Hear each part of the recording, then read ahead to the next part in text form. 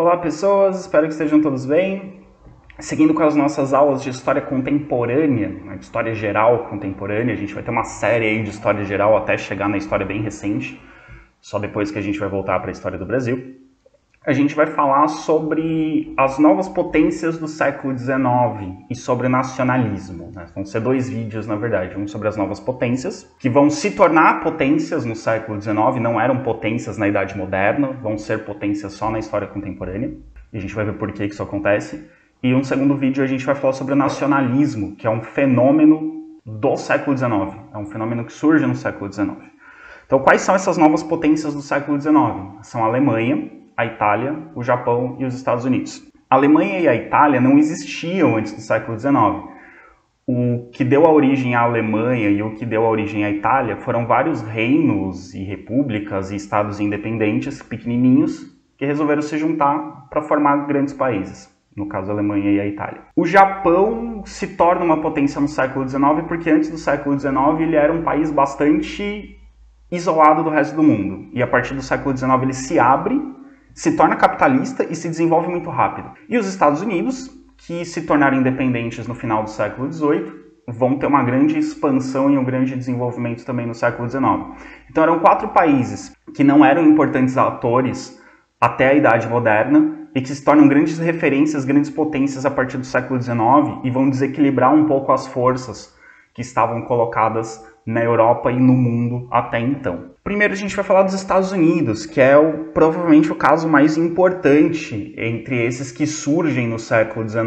Os Estados Unidos, em pouco tempo, vão se tornar uma das grandes potências e no século XX vão se tornar a grande potência do mundo. Pois bem, os Estados Unidos proclamaram sua independência em 1776. O pessoal da administração estudou comigo essa aula sobre a independência dos Estados Unidos. Eles se tornaram independentes da Inglaterra.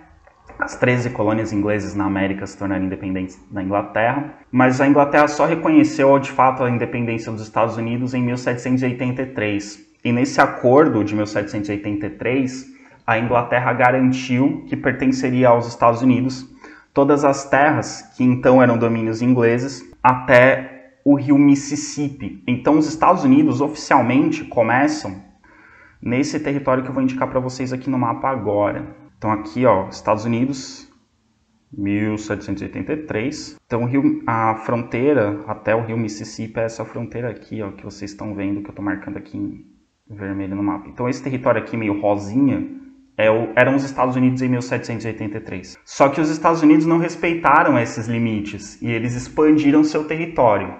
Alguns através de acordos, alguns através de negociações, alguns comprando, pagando a outros países para adquirir os territórios, alguns com invasão mesmo. Então, até 1850, os Estados Unidos se tornaram todo esse território aqui que vocês estão vendo. Posteriormente, eles ainda vão comprar da Rússia o Alasca, que fica ao norte do Canadá, não está aparecendo aqui no mapa. Então, por volta de 1850, os Estados Unidos já tinham territórios indo do Oceano Atlântico até o Oceano Pacífico. Então, fala-se muito dos Estados Unidos de costa a costa leste, que é a do Oceano Atlântico, e a costa oeste, que é a do Oceano Pacífico.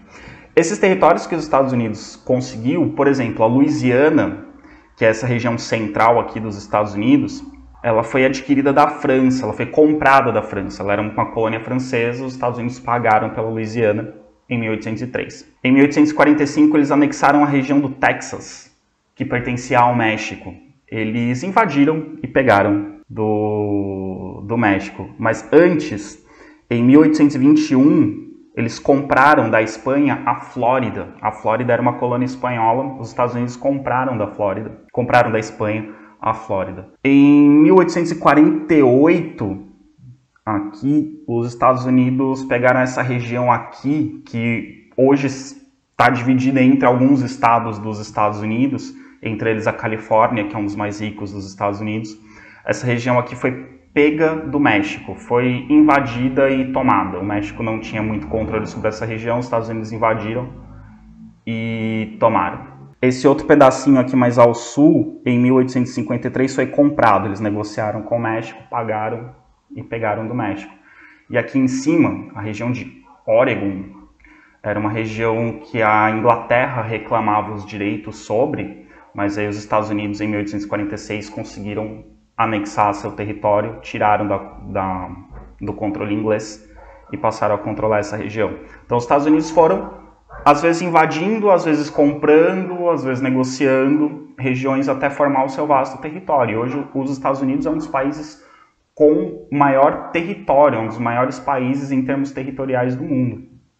E tudo isso foi construído ao longo do século XIX. E um dos motivos para que os norte-americanos buscassem esses novos territórios foi o imenso aumento da população. Durante o século XIX, os Estados Unidos receberam uma grande quantidade de imigrantes vindos principalmente da Europa. A América, de um modo geral, recebe muitos imigrantes ao longo do século XIX. No século XIX a gente tem guerras, a gente tem crises econômicas, a gente tem a Revolução Industrial acabando com empregos no campo e não tendo emprego para todo mundo nas cidades. Muitos europeus vão migrar para a América e os Estados Unidos vão ser o país que mais vai receber imigrantes. Além dos Estados Unidos, Argentina e Brasil, na América, também receberam uma grande quantidade de imigrantes europeus. Mas o que mais recebeu foram os Estados Unidos. E esses novos territórios foram sendo ocupados com a ajuda desses imigrantes que estão chegando aí durante o século XIX. Pois bem, os Estados Unidos, como a gente viu no mapa, eles começam na costa leste, que é a costa do Oceano Atlântico, e eles vão se expandindo em direção ao oeste, até o oeste distante. Oeste distante, oeste longínquo, em inglês se diz Far West. Far West, aportuguesado Faroeste. Então os filmes norte-americanos de Faroeste, eles representam justamente essa época do século XIX de expansão do território americano em direção ao oeste. E o governo norte-americano incentivava que as pessoas, tanto os que já eram habitantes quanto os imigrantes que chegavam, a ocuparem essas terras a oeste, né?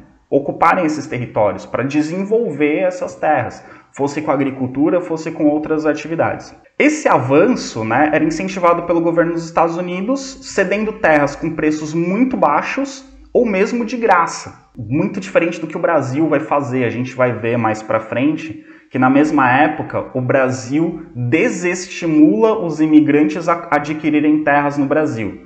Eles querem forçar os imigrantes a serem empregados dos proprietários de terra brasileiros. Nos Estados Unidos, não. Eles davam terras de graça. Se você ocupar terras a oeste, essas terras são suas. Então, os Estados Unidos incentivaram. Por isso, muitos imigrantes foram para lá. E, além do incentivo, a descoberta de ouro, de várias minas de ouro na região da Califórnia, atraiu muita gente a esse extremo oeste.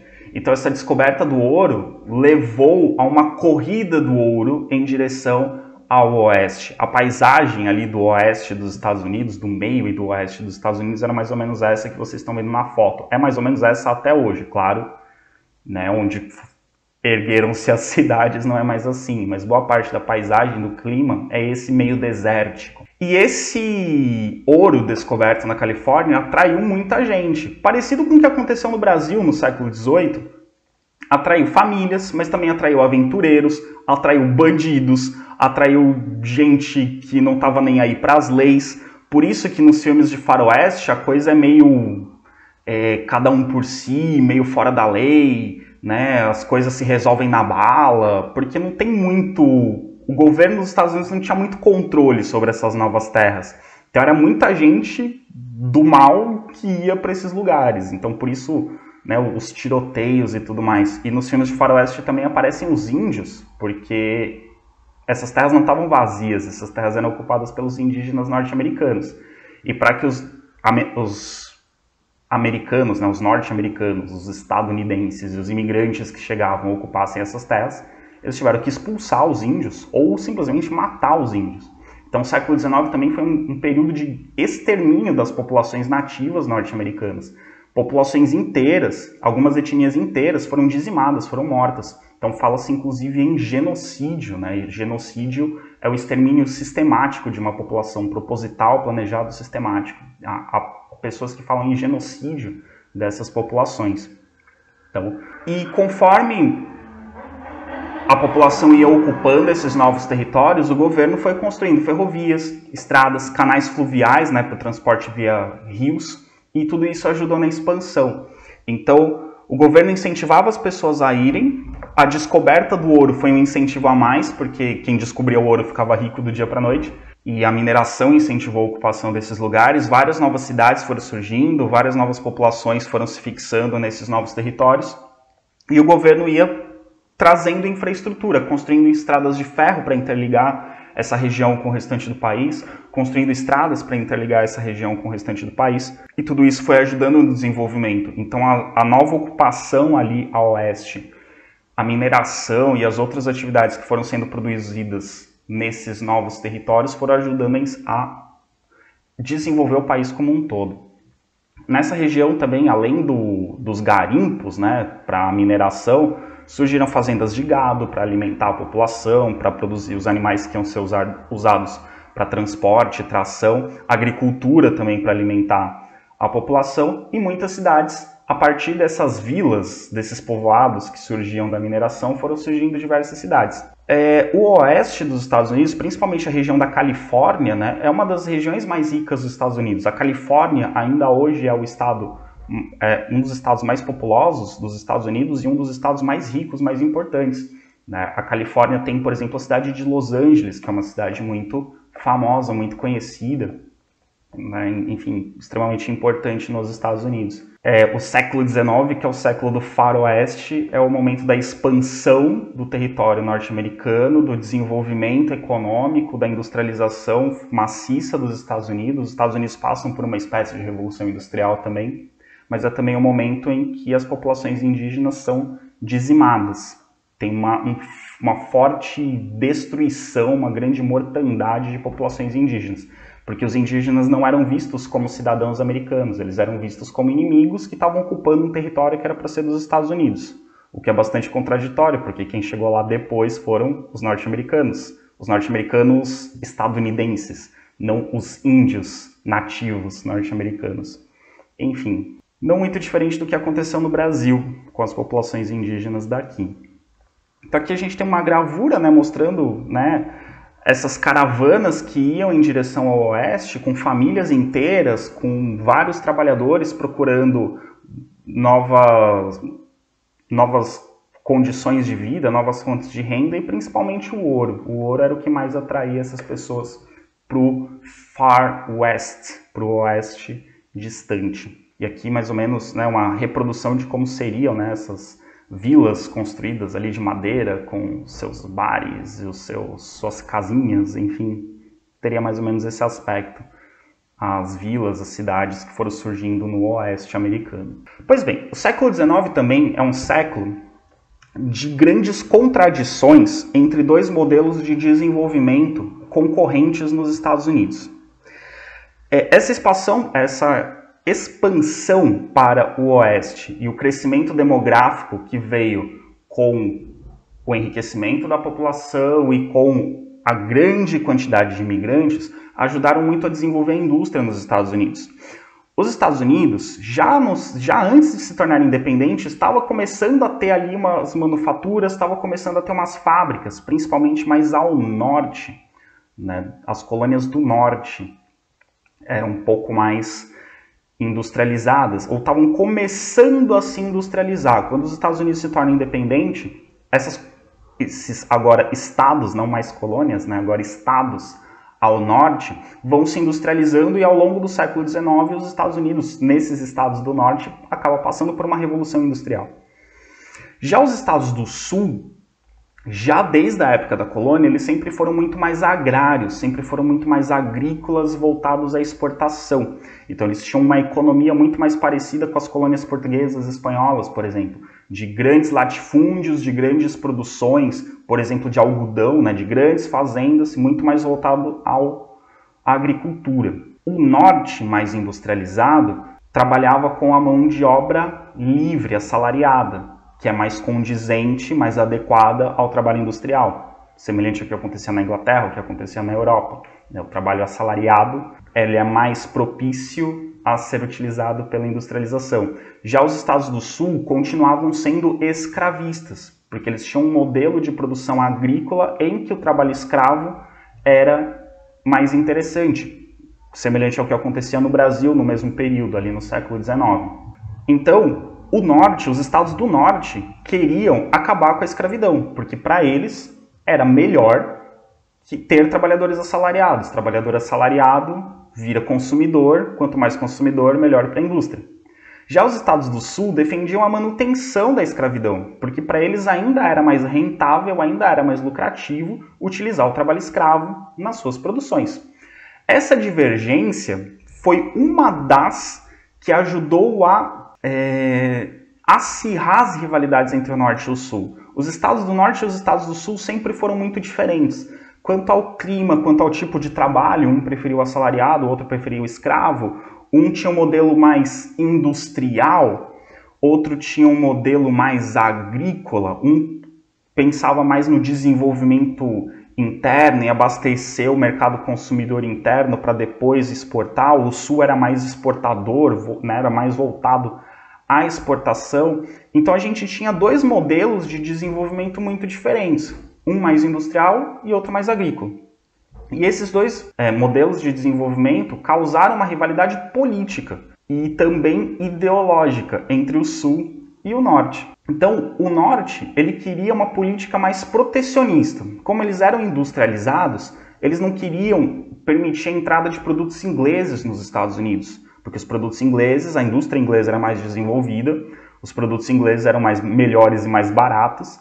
Se eles entrassem com impostos baixos, eles iam ganhar a concorrência dos produtos americanos. Então, os estados do norte queriam políticas protecionistas, cobrar impostos mais altos de produtos estrangeiros, sobretudo ingleses, para deixar a produção interna mais barata e eles conseguirem concorrer de igual para igual com os produtos estrangeiros. Já os estados do sul não queriam esse protecionismo, porque eles tinham medo de que, ao cobrar impostos altos da Inglaterra, a Inglaterra resolvesse cobrar impostos altos dos produtos agrícolas do sul. Então eles tinham medo de perder mercado consumidor na Inglaterra. Então, de novo, os estados do norte queriam medidas protecionistas para dificultar a entrada de produtos ingleses e valorizar a indústria nacional.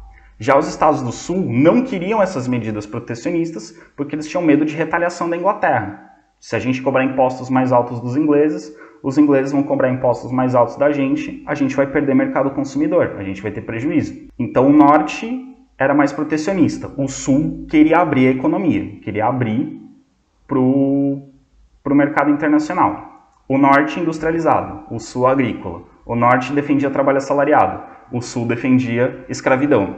Percebam que são dois modelos incompatíveis, não dá para ter as duas coisas. Se você agradar um, você desagrada o outro. Como que eles resolveram essas divergências? Guerra. Entre 1861 e 1865 acontece a famosa Guerra de Secessão. Essa rivalidade entre o norte e o sul, e aqui eu estou dizendo, o norte são os estados marcados em azul, o sul os estados marcados em vermelho. Os cinzas, eles eram agrários, eles tinham economia parecida com a do sul, mas eles apoiaram os estados do norte. Então essa rivalidade levou a uma guerra civil. Essa guerra civil foi uma guerra entre a União, que eram os estados do norte, mas alguns estados do sul que defendiam as ideias do norte, e os confederados. Os confederados eram os estados do sul. Os estados do norte defendiam um modelo industrial de desenvolvimento, defendiam uma política protecionista, defendiam o trabalho assalariado, entre outras coisas. E o sul, manutenção do trabalho escravo, uma política não protecionista, uma política de abertura da economia, e defendiam a prioridade na produção agrícola e não na produção industrial. Os estados do norte mantiveram a bandeira dos Estados Unidos, como nós a conhecemos, né, com as 13 listras e o retângulo azul com as estrelas brancas representando os estados. E os confederados, que eram os estados do sul, criaram uma bandeira nova, que é essa bandeira de baixo aí que vocês estão vendo. Tem as mesmas cores, mas ela é um retângulo vermelho com um X azul e as estrelas dentro do X. Os Estados Confederados, num dado momento durante a Guerra de Secessão, chegaram inclusive a tentar se separar, formar um país separado, devido a essas divergências. Mas a grande questão entre os Confederados e a União dizia respeito a esses modelos econômicos, ou um modelo industrial e de trabalho assalariado ou o modelo escravista de trabalho, um modelo agrícola escravista. Dessa guerra de secessão, e secessão quer dizer separação, então, porque houve um momento que os estados do sul, né, os confederados, tentaram se separar. O resultado foi a vitória do norte. Isso fez com que os Estados Unidos adotassem para todo o país, para todos os estados, os confederados tiveram que aceitar isso, os Estados Unidos proclamaram a abolição da escravidão em todos os estados, então não haveria mais trabalho escravo nos Estados Unidos. O governo central dos Estados Unidos, o governo federal, passaria a incentivar a indústria nacional, adotando inclusive medidas protecionistas para dificultar a entrada de produtos estrangeiros industriais, incentivando a indústria norte-americana. E o foco, né, a prioridade da economia norte-americana seria a indústria. Então o objetivo dos Estados Unidos seria se tornar um país industrial e não um país agrário como queriam os confederados. Então os Estados Unidos são um país hoje industrializado, né, com foco na indústria, com foco no capitalismo e com algumas ideias um tanto quanto protecionistas de vez em quando, né? O Trump, por exemplo, de vez em quando adota umas medidas protecionistas hoje em dia, graças à vitória do Norte. Se o Sul tivesse vencido, provavelmente os Estados Unidos teriam continuado ainda por um bom tempo como escravistas, como o Brasil era, por um bom tempo com foco na agricultura de exportação, como o Brasil era, e com uma abertura maior para o mercado internacional, facilitando a entrada de produtos estrangeiros, como o Brasil também fazia. Então, se os confederados tivessem ganhado a Guerra de Secessão, provavelmente os Estados Unidos seriam muito mais parecidos com o Brasil atual, do que com os Estados Unidos de hoje.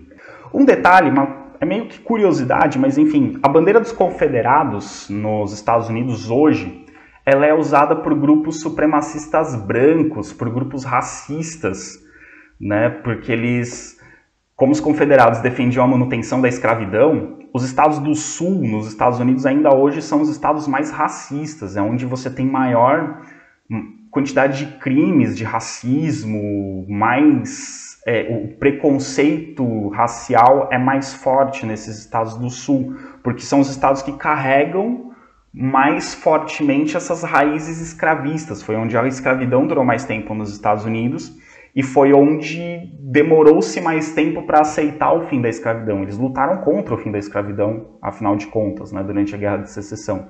E essa bandeira dos confederados, hoje nos Estados Unidos, ela é vista como um símbolo racista.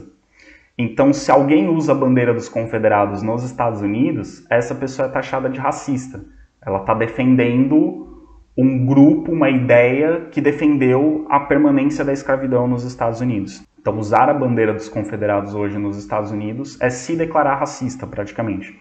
Claro que quem usa essa bandeira lá como símbolo, quem defende essas ideias, vai dizer que não é racista, que veja bem, só está defendendo uma ideia diferente de desenvolvimento e tal, mas as pessoas classificam essa bandeira como um símbolo racista, um símbolo de supremacia branca dentro dos Estados Unidos. Bom, no final do século XIX, então, nós temos os Estados Unidos sendo um país com grande prosperidade econômica, graças à industrialização, um país com grande quantidade de terras, graças a essa expansão em direção ao oeste, recursos naturais, também graças a essa expansão em direção ao oeste, não só o ouro, vários outros recursos naturais vão ser descobertos ao longo do século XIX e início do século XX, como petróleo vai ser descoberto, minas de carvão, de ferro, enfim, várias riquezas naturais vão ser descobertas nesses novos territórios.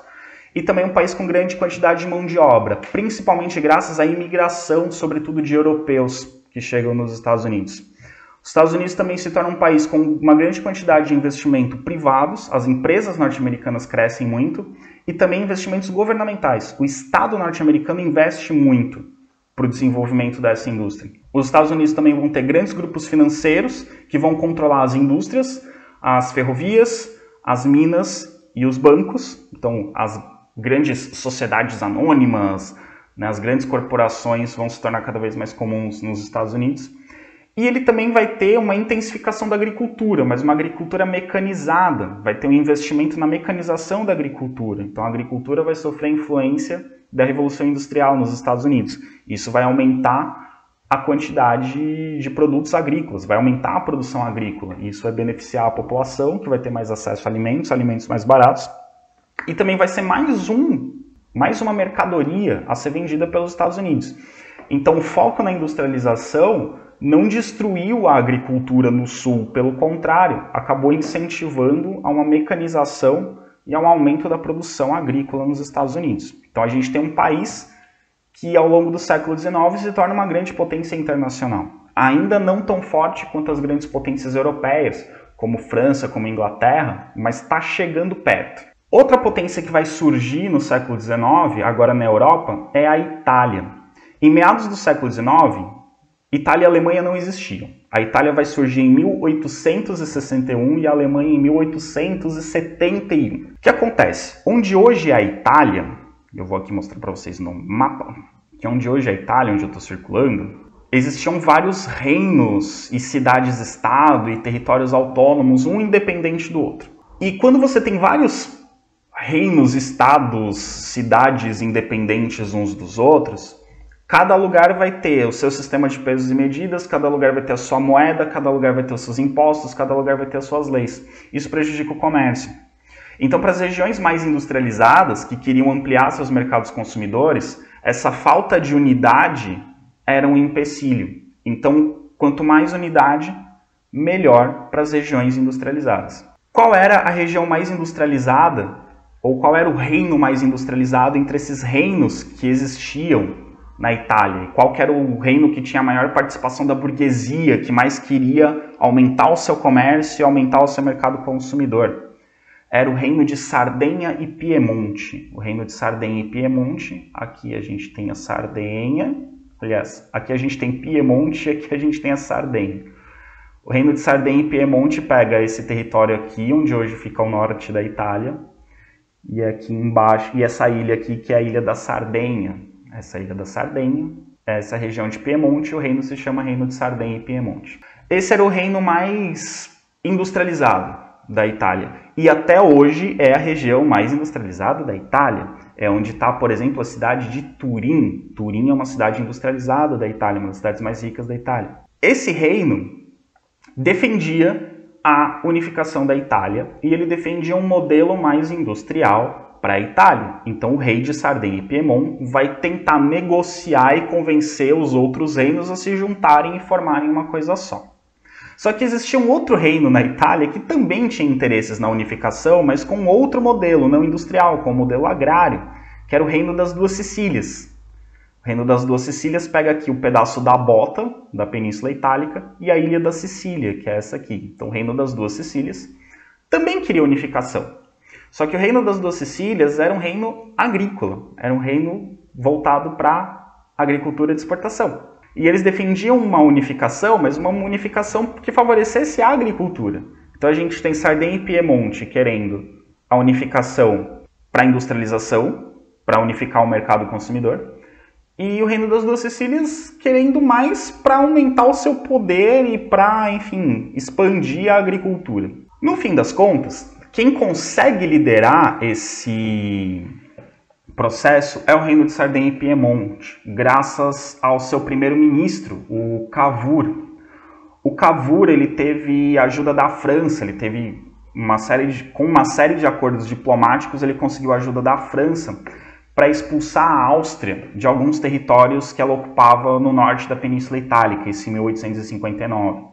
Então aqui, se vocês olharem no mapa de novo, aqui está o Império Austríaco. O Império Austríaco dominava alguns territórios aqui, fazendo fronteira com o Reino Lombardo e o Vêneto. Então eles dominavam alguns territórios aqui, e com a ajuda da França, o Reino de Sardenha e Piemonte conseguiu expulsar os austríacos, favorecendo o Reino Lombardo. E aí o Reino Lombardo falou, oh, legal, juntos nós somos mais fortes, quero me juntar ao projeto de vocês de formar o Reino da Itália. Um outro personagem importante nesse processo de unificação foi o Giuseppe Garibaldi, o mesmo que lutou na Revolução Farroupilha. Sim, ele era um italiano que viajava pelo mundo participando de revoluções, ele gostava disso. E com os Camisas Vermelhas, que era um grupo de revolucionários liderados por ele conseguiu unificar o sul da península. Ele derrotou o rei de Nápoles e o rei da Sicília.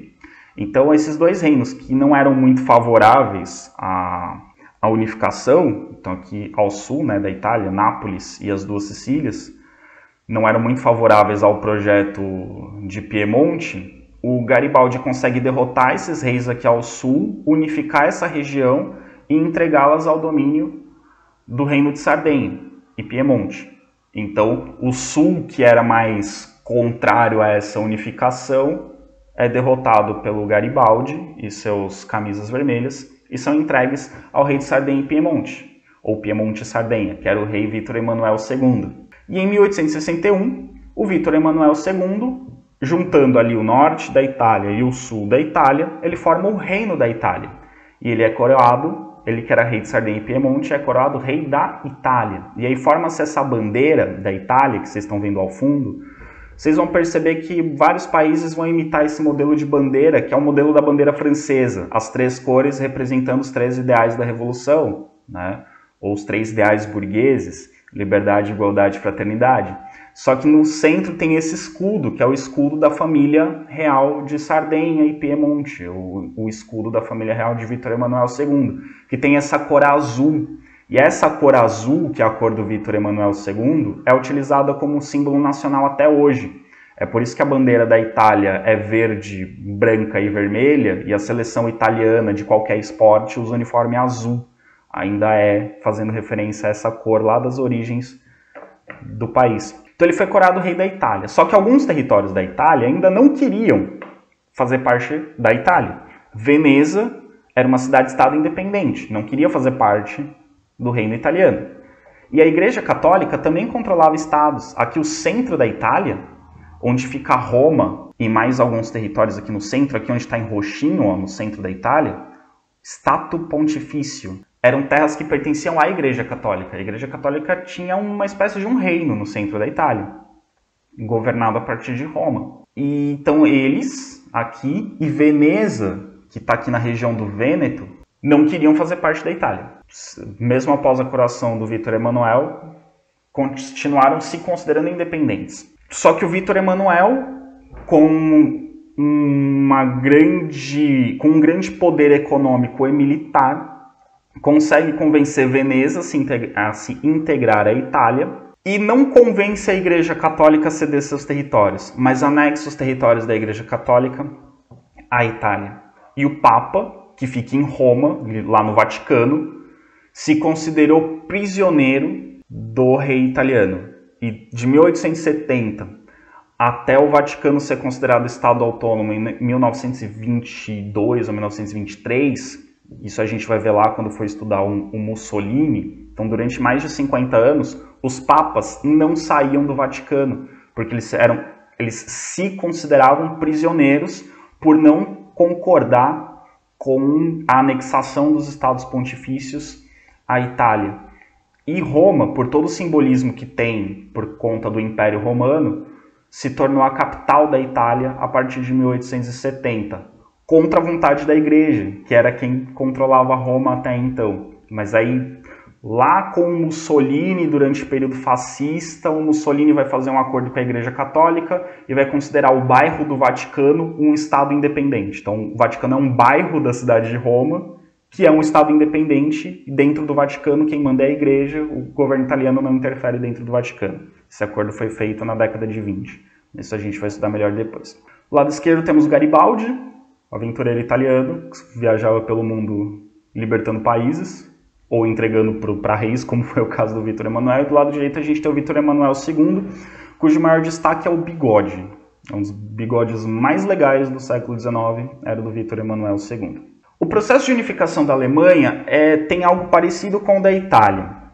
Também vai ter um reino que vai querer unificar por conta de ter uma industrialização mais forte. No caso da Alemanha, a unificação vai ser liderada pelo reino da Prússia. Em outras aulas a gente falou da Prússia já algumas vezes. A Prússia era um reino importante, que é quem vai liderar a unificação da Alemanha. E o político responsável por comandar essa unificação é o Otto von Bismarck. Bismarck, ele era primeiro-ministro da Prússia. E vocês vão ver o Bismarck sempre vestido com trajes militares, mas ele não era militar, mas ele gostava dessa imagem de força que os trajes militares passavam. A unificação da Alemanha, ela é um processo que vai envolver 3 guerras. Eram 3 guerras da Prússia contra inimigos da Prússia, mas que eram inimigos em comum desses reinos que deram origem à Alemanha. Então foram 3 guerras feitas para mostrar que unidos esses territórios eram mais fortes do que separados. E essas 3 guerras vão convencer esses territórios a formar um único reino chamado Alemanha. Então, em 1864, há uma guerra contra a Dinamarca, e uma parte dos territórios da Dinamarca vão ser cedidos à Alemanha. Em 1866 vai ter uma guerra contra a Áustria, contra o Império Austríaco, e alguns territórios do Império Austríaco vão ser anexados pelo... Até então era a Federação de Estados do Norte, ainda não era a Alemanha. E em 1870 vai haver uma guerra contra a principal inimiga da Alemanha nesse período, que é a França. Após a vitória contra a França, esses vários reinos independentes que se uniram e foram vitoriosos em 3 guerras consecutivas vão aceitar a proposta da Prússia de que o rei da Prússia se torne imperador da Alemanha. Então ele vai juntar todos esses reinos, que ainda vão ter seus governantes, ainda vão ter uma certa independência, mas todos eles vão formar o Império da Alemanha, que ficou conhecido como Segundo Reich. Reich quer dizer império. O primeiro império teria sido o Sacro Império Romano Germânico, na Idade Média e Idade Moderna. Na Idade Contemporânea vai ter o Segundo Reich, que é o Império Alemão. E o Hitler vai chamar a Alemanha nazista de Terceiro Reich. Mas isso a gente vai estudar depois. Então essas vitórias favoreceram a unificação. E uma das principais conquistas dessa vitória foi a tomada da Alsácia-Lorena. Guardem esse nome, Alsácia-Lorena, porque ela vai estar no foco das discussões da Primeira Guerra Mundial e da Segunda Guerra Mundial. A Alsácia-Lorena era um território na fronteira entre a França e a Alemanha rico em carvão e ferro, que são produtos básicos para a industrialização na Europa. Então eram territórios que pertenciam à França e que os alemães vão anexar, porque existia uma grande população na Alsácia e na Lorena de pessoas de origem germânica. Eles eram franceses, mas falavam alemão e tinham antepassados germânicos. E aí os alemães vão dizer, não, tem muito alemão lá, então tem que fazer parte da Alemanha. Aí a França falou, não tem que fazer parte da Alemanha porque eles falam alemão, mas eles são franceses. Então isso é uma briga entre a França e a Alemanha, ali essa região da Alsácia-Lorena. Os alemães vão tomar na Guerra Franco-Prussiana, os franceses vão tomar de volta na Primeira Guerra Mundial, os alemães vão tomar de novo antes da Segunda Guerra Mundial, os franceses vão tomar de volta depois da Segunda Guerra Mundial, enfim. É uma região ali que a cada 20 anos muda de país. Mas isso a gente vai estudar melhor depois. Então, em 1871, após essas 3 vitórias, o rei da Prússia foi coroado imperador do Segundo Reich. E o Otto von Bismarck se torna o primeiro-ministro do Império Alemão. Então aqui, esse mapa mostra, a Prússia é tudo que está em laranja. E se vocês repararem, a Prússia, ela tem territórios, ou tinha territórios descontínuos. Vocês estão vendo aqui, Prússia, pula um pedaço, Prússia. Então ela tinha territórios descontínuos. A unificação ajudaria também a Prússia a unificar os seus territórios. Aqui em amarelo são os territórios incorporados em 1866. Esses territórios eram territórios independentes, aqui eram vários reinos diferentes, com a Saxônia, Turíngia, Hesse-Kassel, Nassau, Hannover, Mecklemburgo, que eram territórios todos territórios independentes, reinos independentes ou repúblicas, mas que se juntaram com a Prússia para lutar primeiro contra a Dinamarca e conseguiram conquistar da Dinamarca esses territórios aqui em verde. Depois que eles tomaram isso aqui da Dinamarca, eles se juntaram e formaram a Federação dos Estados do Norte. Depois, para lutar contra a Áustria, tinha aqui algumas brigas entre a Áustria e a Baviera. A Baviera era um reino muito forte ao sul, com uma cultura um pouquinho diferente do restante da Alemanha, mas igualmente alemão. Na Baviera, onde fica a cidade de Munique, né? Vocês devem conhecer o Bayern de Munique, o time de futebol, eles são conhecidos como bávaros, porque Munique fica na Baviera. Então aqui tem a Baviera e alguns outros reinos que tinham algumas disputas com o Império Austríaco. A Federação de Estados do Norte vai se juntar com esses reinos aqui do sul para lutar contra a Áustria-Hungria, e aí formam uma federação maior.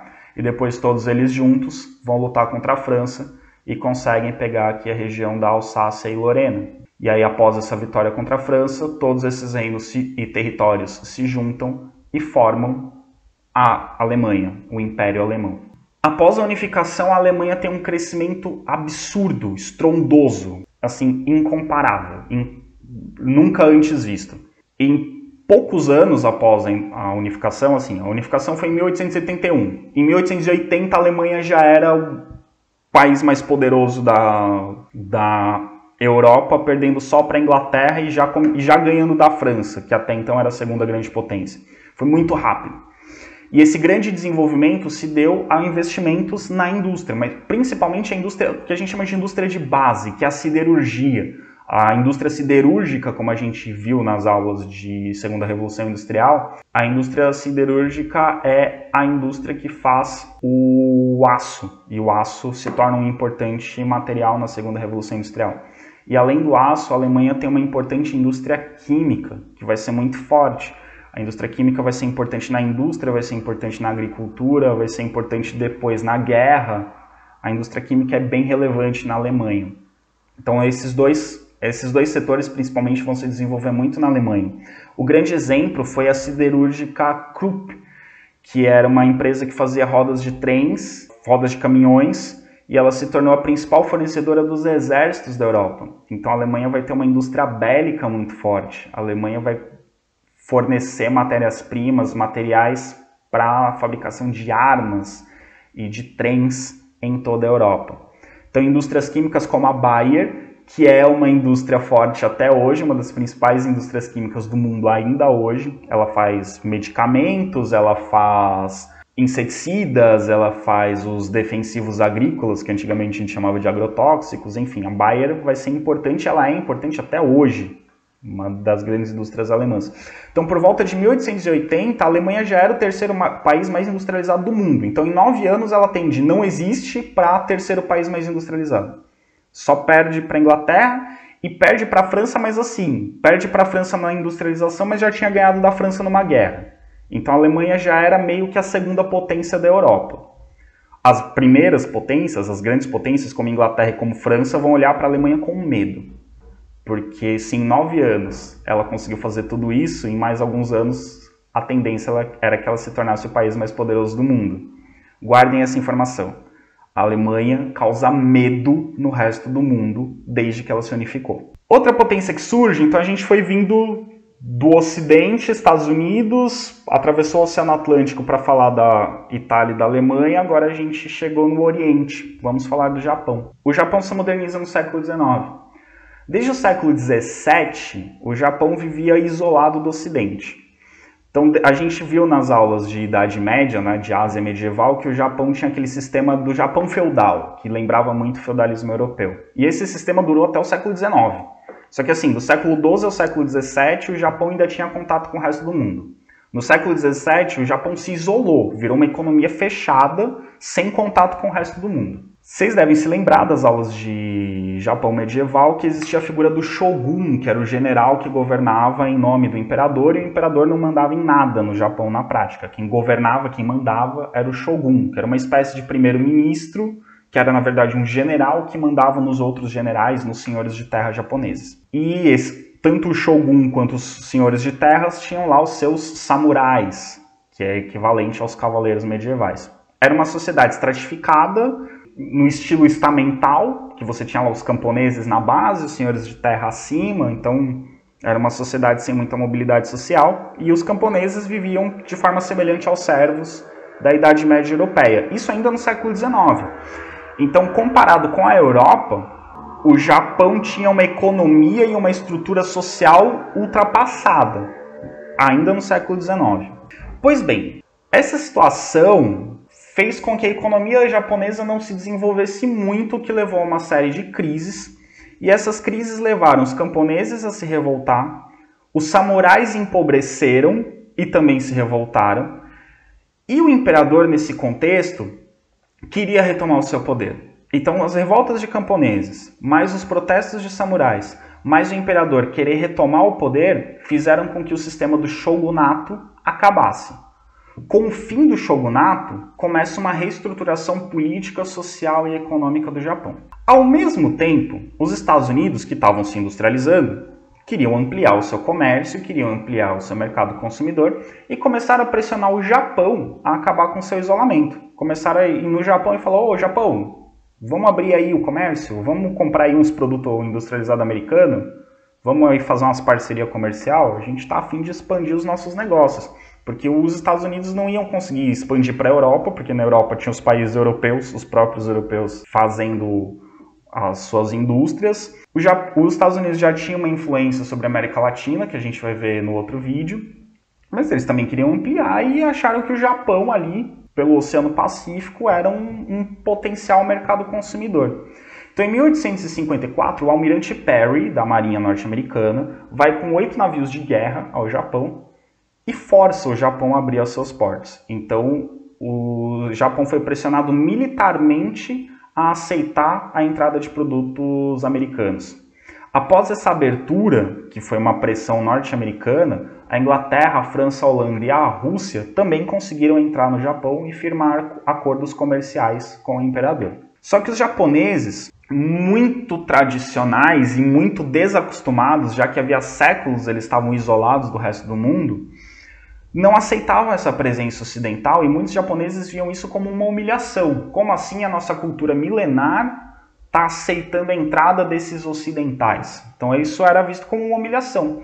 Então vários protestos foram feitos, inclusive protestos violentos, com atentados contra representantes de países ocidentais, destruição de navios, então assim, ataques que hoje seriam classificados como ataques terroristas, pela população japonesa, descontente com essa presença ocidental. Até que o imperador Mitsuhito resolve, que era um jovem imperador japonês, resolve acabar com esses conflitos e mudar o papel que o Japão exercia no mundo.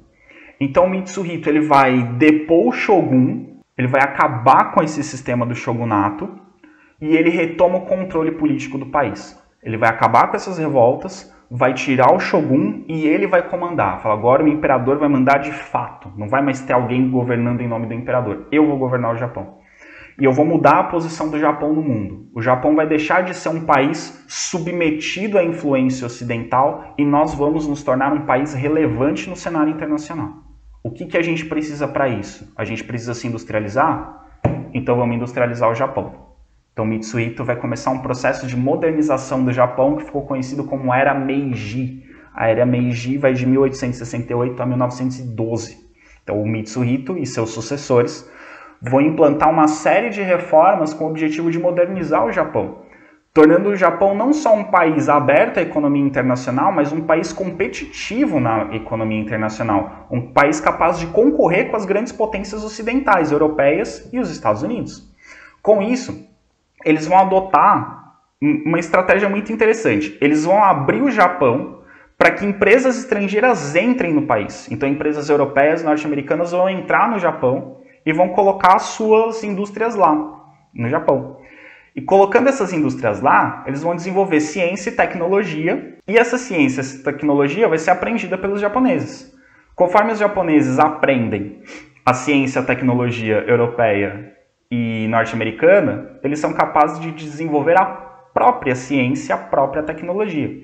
Então, com isso, o Japão vai aprender tecnologia, ciência e vai adotar também algumas instituições políticas do Ocidente. O Mitsuhito ele vai falar, bom, para modernizar eu tenho que modernizar a economia, mas eu também tenho que modernizar a política. Então não faz muito sentido eu ter um Estado feudal. Para conseguir modernizar a economia, para eu ter uma economia industrial, eu preciso ter também um Estado moderno. Eu preciso ter um governo moderno. Então o Japão vai, em 1889, criar a sua primeira Constituição. E essa Constituição vai prever divisão de poderes, como era nos Estados Unidos, como era na Europa, igualdade jurídica entre os cidadãos e o voto censitário. Não é o voto universal, mas é o voto censitário, que era como era nos Estados Unidos durante muito tempo, que era como era na maioria dos países europeus durante muito tempo. Vai estabelecer o serviço militar obrigatório, que é uma novidade que está acontecendo na Europa, e a gente vai ver que isso é muito importante nas próximas aulas. Ele vai construir ferrovias por todo o Japão, como os Estados Unidos estavam fazendo, como a Europa estava fazendo. Vai criar uma indústria siderúrgica, porque o aço agora é mais importante do que o ferro, então ter uma indústria siderúrgica é importante para desenvolver o país, e o Mitsuhito vai incentivar a indústria siderúrgica, e a indústria têxtil, que era o berço da Revolução Industrial. Então ele vai adotar ciência, tecnologia e modelos políticos europeus e norte-americanos. E com isso, ele vai modernizar o Japão em pouquíssimo tempo. Em poucos anos, o Japão assim, vai de país medieval, praticamente, isolado do resto do mundo, para em poucas décadas, ali entre de 1868 até o final do século XIX, aí pouco mais de 30 anos, o Japão já era um sério concorrente à indústria ocidental. Então, os japoneses abriram sua economia, aprenderam com a tecnologia, com a ciência ocidental e começaram a desenvolver a própria. E quando começaram a desenvolver a própria, desenvolveram uma ciência e tecnologia capaz de concorrer de igual para igual com a Europa e com os Estados Unidos. Principalmente na área de tecidos de seda. A seda, um importante produto chinês, muito valorizado no Ocidente, os japoneses vão instaurar uma indústria de tecidos de seda muito potente, muito competitiva e que vai ter um lugar de destaque na economia internacional. Então, o imperador Mitsuhito foi o grande responsável por iniciar esse processo que transformou o Japão de um país visto como atrasado pelo resto do mundo, como uma potência industrial diante do mundo, já no final do século XIX. Então o Japão também tem um crescimento, um desenvolvimento assustador, semelhante ao que aconteceu com a Alemanha, por exemplo. Só que o caso do Japão é ainda mais impressionante, porque o Japão, digamos, em 40 anos, viveu um processo que a Europa viveu em 400 anos, digamos. Foi muito rápido o crescimento japonês. Então aqui essas duas fotos eu acho que são simbólicas para mostrar essa transformação do Japão. As duas mostram o imperador Mitsuhito. A foto da esquerda, ele está com as vestes tradicionais de um imperador japonês. E ali vocês estão vendo ele bem jovem, quando ele se torna imperador. Do lado direito, ele está usando vestimentas militares ocidentais. Os reis, os imperadores europeus usavam trajes militares. Não usavam aquelas roupas pomposas, já usavam trajes militares. Vocês vão lembrar as imagens de Dom Pedro I, Dom Pedro II, de alguns reis europeus, são essas roupas militares. Então ele vai adotar uma postura ocidental, ele vai adotar costumes ocidentais para modernizar o Japão do ponto de vista industrial. Então essa foto é bem simbólica, ela representa, na forma com que o imperador se veste, representa a transformação política, econômica e social que o Japão está passando. E essa última imagem, para terminar o vídeo com vocês, ela mostra também que não só a cultura ocidental, a tecnologia ocidental entrou no Japão, mas quando o Japão se torna um importante ator na política e na economia internacional, o Japão também começa a entrar nos outros países.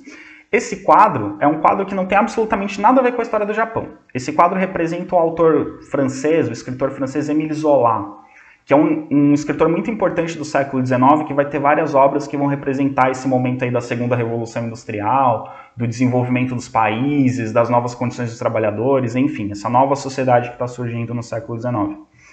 E um pintor, amigo dele, pintou esse retrato do Zola em seu escritório. E aparece aqui, despretensiosamente, entre os enfeites do escritório do Zola, esse quadro representando um samurai. Então a cultura japonesa, elementos da cultura japonesa, da arte japonesa, da estética japonesa, começam aos poucos a chegar na Europa, nos Estados Unidos e a serem valorizados. Então o Japão começa a se tornar um lugar relevante internacionalmente. E ele vai se tornar uma das grandes potências a partir do final do século XIX. E no século XX ele vai se tornar um ator importante. A gente vai falar outras vezes do Japão ao longo das aulas de História Geral, ok? Então essa é a nossa primeira parte sobre as novas potências. A segunda parte, que vai ser um outro vídeo, a gente vai falar sobre os nacionalismos e como que eles vão se desenvolver e qual vai ser a importância deles, o que eles significam, os nacionalismos, no século XIX, ok? Abraços, até daqui a pouco.